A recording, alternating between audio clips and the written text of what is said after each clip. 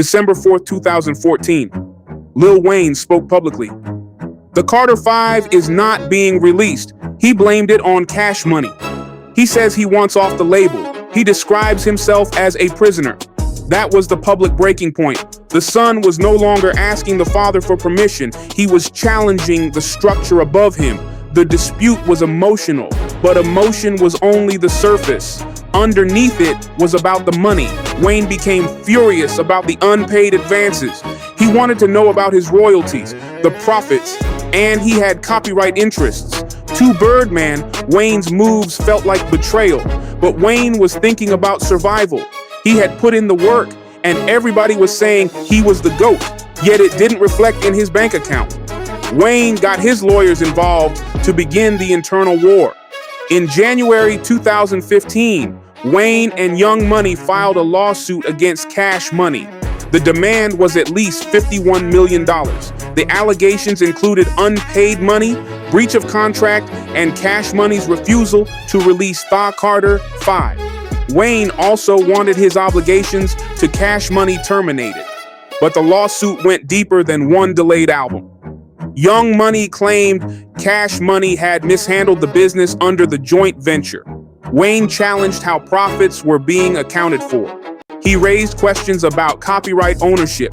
He wanted recognition of Young Money's position in recordings by artists developed through the imprint. Most viewers saw a rapper fighting his label, but that was only half the story. Wayne was not fighting from the position of an ordinary artist. He owned a significant share of Young Money. His name was attached to the company. His relationships had helped create the roster.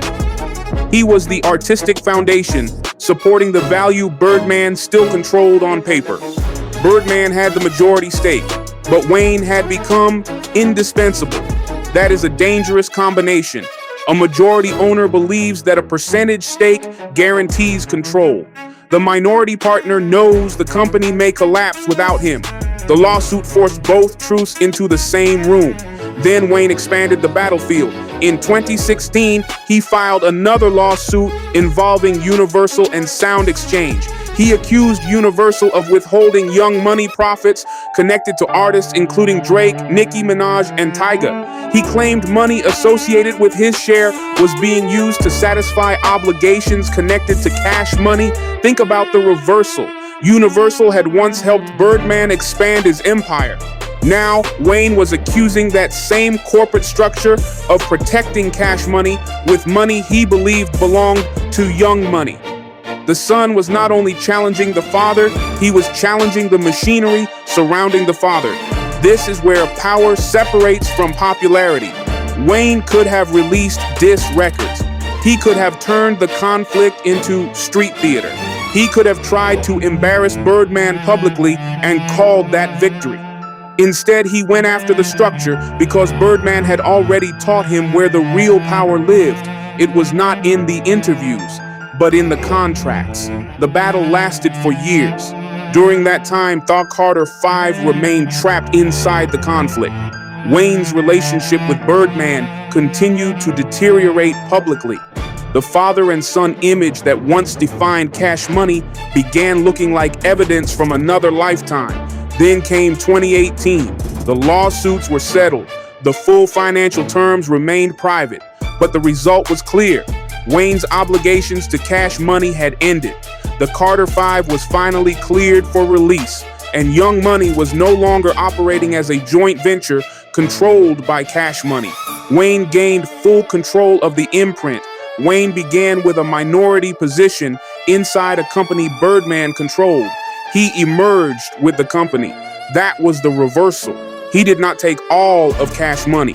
Birdman still had the original label, the original catalog, and the history. That was the company that he and Slim had built. But Wayne took everything connected to his own future. He took control of his freedom and the company. He had the power to operate without Birdman's permission. Most men settle a lawsuit and call it peace.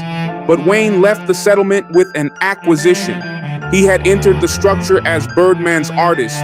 He exited as the owner of Young Money.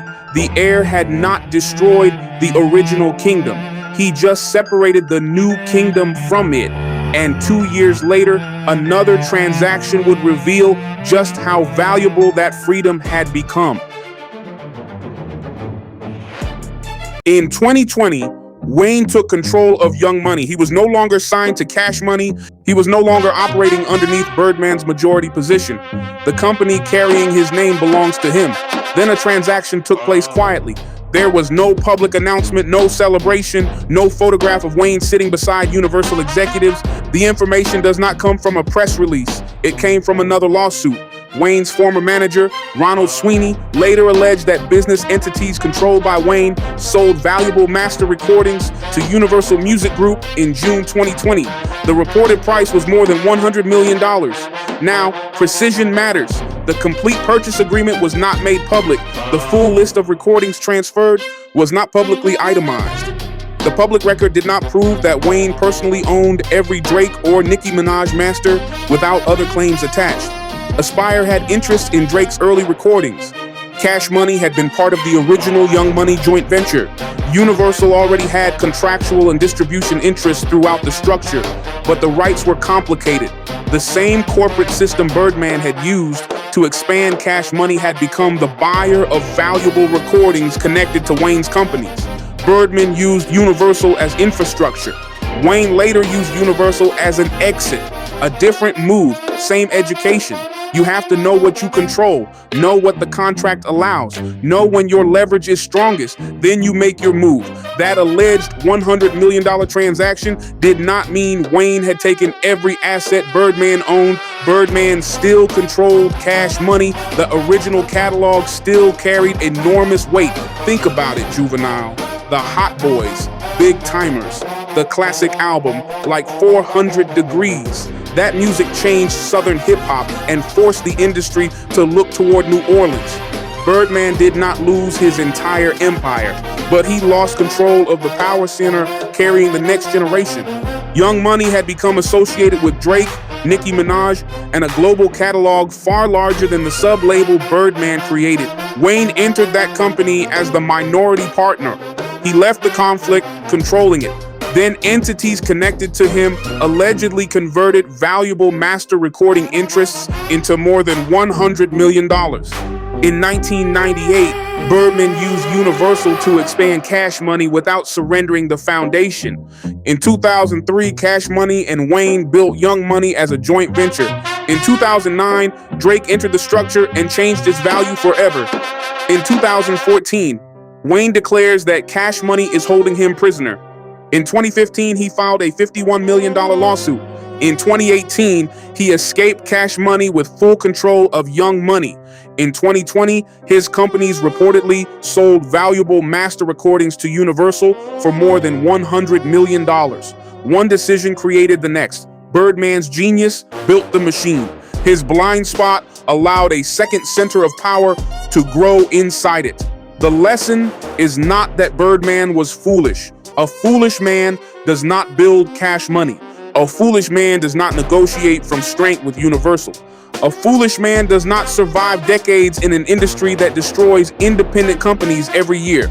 Birdman understood ownership. He also understood leverage.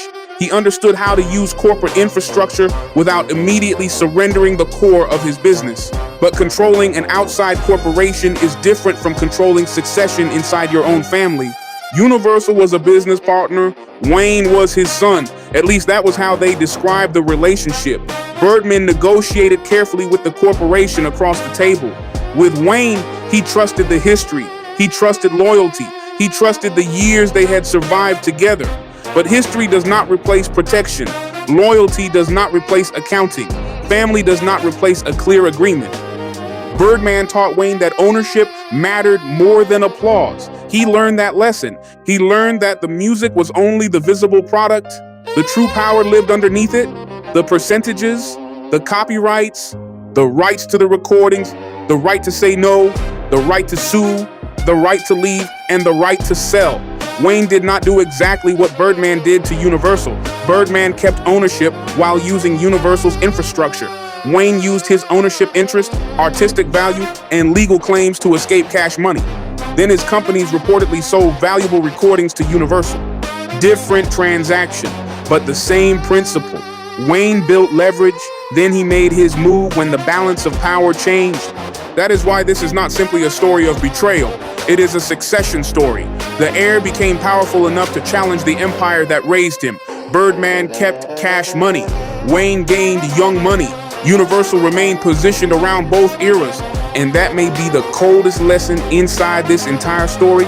Birdman and Wayne fought over who controlled the future, but the corporation survived both sides. Because the largest companies do not always need to win the argument, they only need to remain positioned when the argument ends. Birdman built the structure. Wayne learned how to escape it. And when the student finally moved, he did not leave empty-handed. He left with his freedom. He left with his company. He left with control. And according to later court filings, he turned that control into a transaction worth more than $100 million. Birdman taught Wayne how power worked. He just never expected the final lesson to be used against him. That is not simply betrayal, that is graduation. And the tragedy is that only one man knew the lesson was over.